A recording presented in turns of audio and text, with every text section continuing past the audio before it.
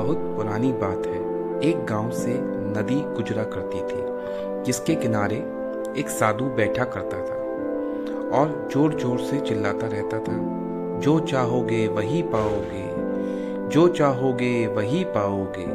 साधु को गांव से सभी लोग पागल, कुछ लोग मूर्ख और ना जाने क्या क्या समझते थे। साधु हमेशा ही चिल्लाता रहता था और भगवान की भक्ति करता रहता था। बहुत दिन बीत गए। एक दिन एक बेरोजगार लड़का वहां से गुजरा। उसने साधु की ये बात सुनी और दौड़ा दौड़ा उसके पास पहुंच गया। उस लड़के ने साधु से कहा, क्या मैं जो चाहूंगा वही पाऊंगा? साधु ने मुस्कुराते हुए कहा, हाँ बेटा जी, तुम जो चाहोगे वही पाओगे। लड़के ने फिर एक बार कहा, क्या आप सच कह रहे हैं? क्या सच में जो मैं चाहूंगा वही मैं पाऊंगा? साधु ने कहा, हाँ, जो तुम चाहोगे वही तुम पाओगे। लड़के ने कहा, क्या मैं सोने चांदी का बहुत बड़ा व्यापारी बन जाऊंगा?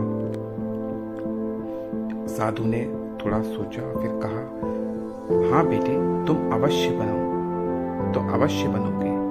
आज मैं तुम्हें कुछ सोने और चांदी की वस्तुएं दूंगा, जिसको तुम ले जाना और देखना तुम एक बहुत बड़े सोने चांदी के व्यापारी बन जाओ। लड़के ने अपनी दोनों आंखें बंद की और साधु की ओर हाथ बढ़ा दिए। साधु ने एक हाथ लड़के का पकड़ा और कहा, ये लो बेटा, ये सोना है, इसे समय कहते हैं। तुम कभी भी इसको हाथ में मत जाने देना। इसका एक एक पल अपने लक्ष्य प्राप्त करने के लिए उपयोग करना। तुम एक दिन जरूर बहुत बड़े व्यापारी बन जाओगे।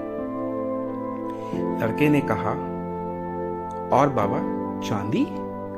साधु ने लड़के के दूसरे हाथ को पकड़ कर कहा, ये लो, ये चांदी है, इसे धैर्य कहते हैं। अगर बहुत मेहनत और वक्त का सही उपयोग करके भी लक्ष्य प्राप्त ना हो, तब तुम धैर्य रखना और देखना तुम धैर्य में कितनी ताकत है।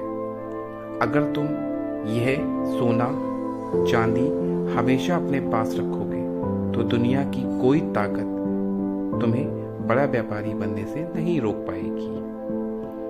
उस लड़के ने साधु की बात को अपने मस्तिष्क में बहुत अच्छे से बैठा लिया और कभी भी अपने वक्त का ना दुरुपयोग किया, ना कभी उसको हाथ से जाने दिया। वह अपने लक्ष्य को पाने के लिए निरंतर ही प्रयास करता रहा और जब वह हार जाता तो वह धैर्य का सहारा लेता और फिर दोबारा कोशिश करता। देखते ही देखते बहुत कम समय में उस लड़के के अदर व्यापार करने के यह गुण आ गए जो अभी तक किसी में नहीं थे। उसने बहुत छोटे से काम से शुरुआत की और अपने व्यापार को बड़े स्तर पर ले गया। आज के समय वह सबसे बड़ा व्यापारी जो उस दिन साधु से मांगा था बन गया। उसने अपने लक्ष्य को प्राप्त करने के लिए अनेक संघर्ष किए, अनेक चीजें सीखी और ना अपने समय का दुरुपयोग किया और ना कभी अपना धैर्य खोया और उसने वही पाया जो वो चाहता था।